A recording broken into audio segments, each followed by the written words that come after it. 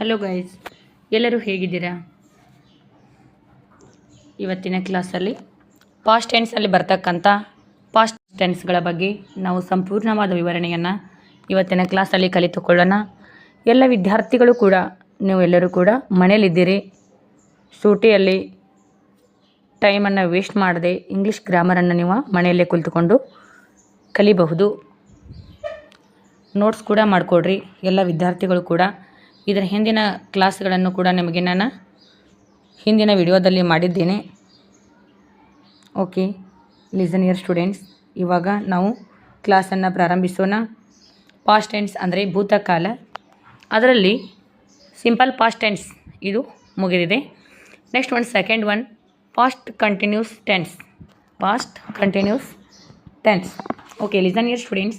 Past continuous tense ಅಂದರೆ ಏನು? ಸರಳ ಅವಿರತ ಭೂತಕಾಲ ಅಂತ ನಾವು ಕರಿತೀವಿ. ಸರಳ ಅವಿರತ ಭೂತಕಾಲ. ಓಕೆ, ಇಲ್ಲಿ ನೋಡ್ರಿ. What is the fast continuous tense? Fast continuous tense is used to denote an action that was going on at something in the past.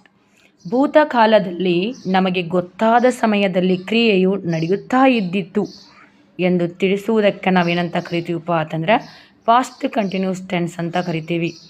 Okay, ನೋಡಿರಿ, ಬಹಳ ಈಸಿ ಆಗಿರ್ತಕ್ಕಂಥದ್ದು ಪಾಸ್ಟ್ ಕಂಟಿನ್ಯೂಸ್ ಟೆನ್ಸ. ಈಗ ಪಾಸ್ಟ್ ಅಂದರೆ ಭೂತಕಾಲ. ಭೂತಕಾಲದೊಳಗೆ ನಮಗೆ ಗೊತ್ತಿರ್ತೈತಿ ಯಾವುದೇ ಒಂದು ಕೆಲಸ ನಡೆಯತೈತಿ ಅನ್ನೋದು ನಮಗೆ ಗೊತ್ತೈತಿ. ಅದನ್ನು ತಿಳಿಸೋದಕ್ಕೆ ನಾವೇನಂತ ಕರಿತೀವಪ್ಪ ಅಂತಂದ್ರೆ ಪಾಸ್ಟ್ ಕಂಟಿನ್ಯೂಸ್ ಟೆನ್ಸ್ ಅಂತ ಕರಿತೀವಿ. ಎಕ್ಸಾಂಪಲ್ಸ್ಗಳನ್ನು ನೋಡಿದಾಗ ನಿಮಗೆ ಮತ್ತಷ್ಟು ಗೊತ್ತಾಗತ್ತೆ. ಇದರ ಸ್ಟ್ರಕ್ಚರನ್ನು ನೋಡಿರಿ. ಸ್ಟ್ರಕ್ಚರ್ ನೋಡಿರಿ. Subject plus was or were plus V1 plus ING plus object. ಯಾವುದೇ ಒಂದು ಕಂಟಿನ್ಯೂಸ್ ಟೆನ್ಸ್ ಬಂದಿತ್ತಂದ್ರೆ, ನಿಮಗೆ ಮೊದಲೇ ನಾನು ಹೇಳಿನಿ, ಕಂಟಿನ್ಯೂಸ್ ಬಂದಿತ್ತಂದ್ರೆ, ಕಂಟಿನ್ಯೂಸ್ ಅನ್ನುವಂಥ ಶಬ್ದ ಬಂದಿತ್ತಂದ್ರೆ V1 ಜೊತೆಗೆ ING ಫಾರ್ಮ್ ಕಂಪಲ್ಸರಿ ಇರ್ತೈತಿ. ಇದನ್ನು ಲಕ್ಷ ಕೊಡ್ರಿ. ಇಲ್ಲಿ ಪಾಸ್ಟ್ ಕಂಟಿನ್ಯೂಸಲ್ಲಿ subject plus was or were plus V1 plus ING plus object. Okay, ಇಲ್ಲಿ ವಾಸ್ ಆರ್ ವರ್ ಐತಿ. ನಾವು ವಾಸ್ ಆರ್ ವರನ್ನು ಯಾವಾಗ ಬಳಸಬೇಕು ಅಂತಕ್ಕಂಥದ್ದನ್ನು ಕೂಡ ನಾವು ತಿಳ್ಕೊಬೇಕಾಗ್ತೈತಿ. ಇಲ್ಲಿ ಲಕ್ಷ ಕೊಡ್ರಿ. ನೋಡಿರಿ, ಸಬ್ಜೆಕ್ಟ್ಗಳು ಸಿಂಗ್ಯುಲರ್ ಆಗಿದ್ದಾಗ ನಾವು ವಾಸನ್ನು ಬಳಸ್ತೀವಿ. ಸಬ್ಜೆಕ್ಟ್ಗಳು ಪ್ಲೂರಲ್ ಫಾರ್ಮಲ್ಲಿದ್ದಾಗ ನಾವು ವರನ್ನು ಬಳಸ್ತೀವಿ. Example I, he, C, it. I, listen here students. ನೋಡಿರಿ, ಆಯ, ಹಿ, ಸಿ, ಇಟ್ ಬಂದಾಗ ನಾವು ಯಾವುದನ್ನು ಬಳಸ್ತೀವಪ್ಪ ಅಂತಂದ್ರೆ ವಾಸನ್ನು ಬಳಸ್ತೀವಿ. ನೆಕ್ಸ್ಟ್ ಇವುಗಳನ್ನು ಬಿಟ್ಟ ಯುವ, ದೇ, ಉಯ್ಯ ಇವುಗಳಿಗೆ ನಾವು ವರನ್ನು ಬಳಸ್ತೀವಿ. ಓಕೆ, ಗೊತ್ತೈತಲ್ಲ. ಒಂದು ಎಕ್ಸಾಂಪಲನ್ನು ತೆಗೆದುಕೊಡ್ರಿ. ಇಲ್ಲಿ ನೋಡಿರಿ.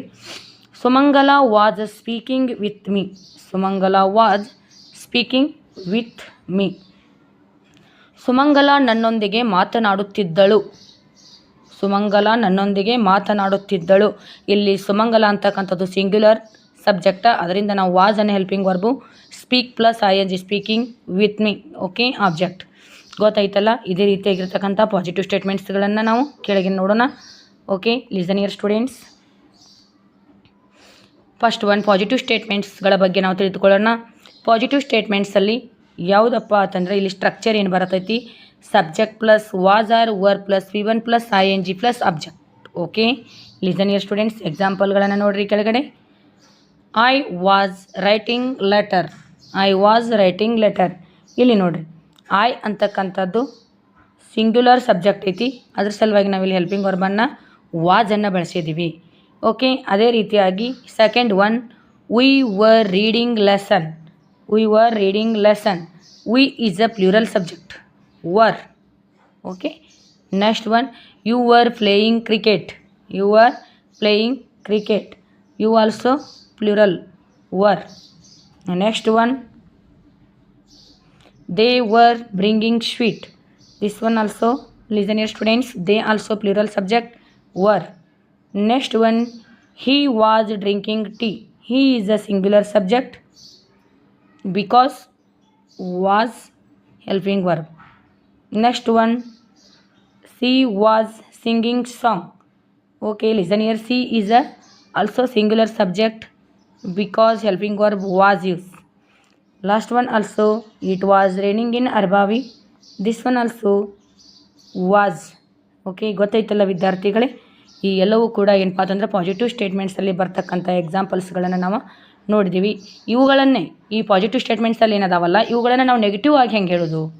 Okay, that is very easy, ಭಾಳಷ್ಟು ಈಸಿಯಾಗಿರ್ತಕ್ಕಂಥದ್ದು. ಅದು ಕೂಡ ಲಕ್ಷ ಕೊಡ್ರಿ.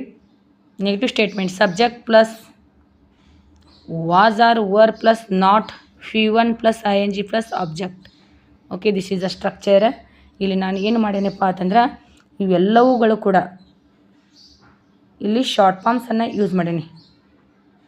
ನಿಮ್ಮ ನೆಕ್ಸ್ಟ್ ಕ್ಲಾಸಲ್ಲಿ ನಾನು ಶಾರ್ಟ್ ಫಾರ್ಮ್ಸ್ ಹೆಣ್ಣಿಗೆ ಲಾಂಗ್ ಫಾರ್ಮ್ಸ್ಗಳ ಬಗ್ಗೆ ಹೇಳ್ಕೊಡ್ತೀನಿ. ಓಕೆ, ಇವೆಲ್ಲ ಏನಪ್ಪ ಅಂತಂದರೆ ಶಾರ್ಟ್ ಫಾರ್ಮ್ಸು ನೆಗೆಟಿವ್ ಶಾರ್ಟ್ ಫಾರ್ಮ್ಸ್ಗಳನ್ನು ಯೂಸ್ ಮಾಡೈತಿ. Okay, listen here students. First one, I wasn't writing letter. We weren't reading lesson. You weren't playing cricket.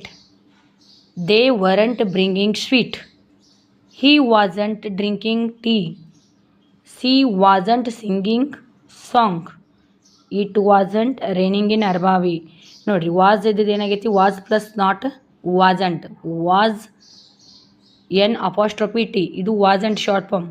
Var ಇದ್ದಿದ್ದ ವಾರಂಟ್. ಓಕೆ, ಗೊತ್ತಾಯ್ತಲ್ಲ ವಿದ್ಯಾರ್ಥಿಗಳೇ, ಇದು ನೆಗೆಟಿವ್ ಸ್ಟೇಟ್ಮೆಂಟ್ಸಲ್ಲಿ. ಇನ್ನು ನೆಕ್ಸ್ಟ್ ಒನ್ ಏನಪ್ಪ ಅಂತಂದರೆ ಇಂಟ್ರಾಗೇಟಿವ್ ಸ್ಟೇಟ್ಮೆಂಟ್ಸ್ ಆರ್ ನಾವು ಇಲ್ಲಿ ಕ್ವಶನನ್ನು ಯಾವ ರೀತಿಯಾಗಿ ಮಾಡ್ತೀವಿ ಅಂತಕ್ಕಂಥದ್ದನ್ನು ನೋಡಿರಿ. ಸೇಮ್ ಸೆಂಟೆನ್ಸನ್ನು ನಾವು ಯಾವ ರೀತಿ ಮಾಡ್ತೀವಿ ಇಲ್ಲಿ ಸ್ಟ್ರಕ್ಚರನ್ನು ನೋಡ್ಕೊಡ್ರಿ. ಫಸ್ಟಿಗೆ subject before was or were, subject plus V1 plus ing plus object with question mark. That is very easy. ನಾವೆಲ್ಲವೂ ಕೂಡ ಇಂಟ್ರಾಗೇಟಿವ್ ಸ್ಟೇಟ್ಮೆಂಟ್ಸ್ ಮಾಡೋ ಮುಂದೆ ಸಬ್ಜೆಕ್ಟ್ ಬಿಫೋರನ್ನು ಹೆಲ್ಪಿಂಗ್ ವರ್ಬ್ಸ್ಗಳನ್ನು ಬಳಸ್ತೀವಿ.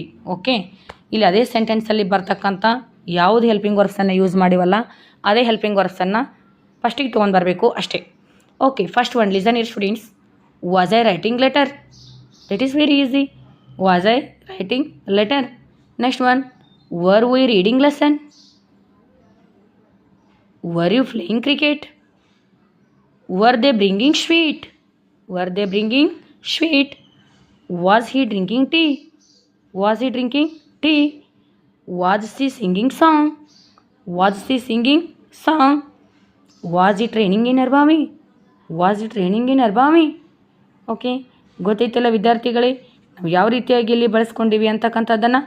ಓಕೆ, ಇಂಟ್ರಾಗೇಟಿವ್ ಸ್ಟೇಟ್ಮೆಂಟ್ಸನ್ನು ನೋಡಿದ್ರಿ. ನೆಕ್ಸ್ಟ್ ಒನ್ ನೆಗೆಟಿವ್ ಸ್ಟೇಟ್ಮೆಂಟ್ಸನ್ನು ನೋಡಿದ್ರಿ. ಫಸ್ಟ್ ಒನ್ ಪಾಸಿಟಿವ್ ಸ್ಟೇಟ್ಮೆಂಟ್ಸನ್ನು ನೋಡಿದ್ರಿ. ಅಷ್ಟೇ ಅಲ್ಲದೆ ಕೂಡ ಪಾಸ್ಟ್ ಕಂಟಿನ್ಯೂಸ್ ಟೆನ್ಸ್ ಸೆಂಟೆನ್ಸನ್ನು ಕೂಡ ನೋಡಿದ್ದೀವಿ. ಓಕೆ, ಎಲ್ಲರಿಗೂ ಕೂಡ ಅರ್ಥವಾಗೇ ತಿನ್ಕೋತೀನಿ. ಯಾರಿಗಾದರೂ ಏನಾದರೂ ನಿಮಗೆ ಡೌಟ್ಸ್ ಇದ್ದರೆ, ಇದಕ್ಕೆ ಯಾವುದಾದ್ರೂ ನಿಮಗೆ ಅಂಡರ್ಸ್ಟ್ಯಾಂಡ್ ಆಗಿರಲಿಲ್ಲ ಅಂದರೆ ನಿಮಗೆ ಕಾಮೆಂಟ್ ಮುಖಾಂತರ ನನಗೆ ಪ್ರಶ್ನಿಸ್ಬೋದು. ಓಕೆ, ಇದರ ಮುಂದುವರೆದಿರ್ತಕ್ಕಂಥದ್ದು ಫಾಸ್ಟ್ ಪರ್ಫೆಕ್ಟ್ ಟೆನ್ಸ್ ಕ್ಲಾಸನ್ನು ಕೂಡ ನಿಮಗೆ ನಾನು ಶೇರ್ ಮಾಡ್ತೀನಿ. ಓಕೆ, ಕಂಟಿನ್ಯೂಸ್ ಆಗಿ ನೀವು ಈ ವಿಡಿಯೋಸ್ಗಳನ್ನು ನೋಡ್ತಾ ಇರಿ ಮತ್ತು ನೋಟ್ಸನ್ನು ಮಾಡಿಕೊಡ್ರಿ. ಸೂಟಿಯಲ್ಲಿ ಯಾರೂ ಕೂಡ ಟೈಮನ್ನು ವೇಸ್ಟ್ ಮಾಡಬೇಡ್ರಿ. ನಿಮಗೆ ಲೈಫ್ ಲಾಂಗ್ ಯೂಸ್ ಆಗ್ತಕ್ಕಂಥ ಇಂಗ್ಲೀಷ್ ಗ್ರಾಮರಲ್ಲಿ ಬರ್ತಕ್ಕಂಥ ಟೆನ್ಸಸ್ ಕ್ಲಾಸ್ ಇದಾಗೈತಿ. Okay, thank you dear students.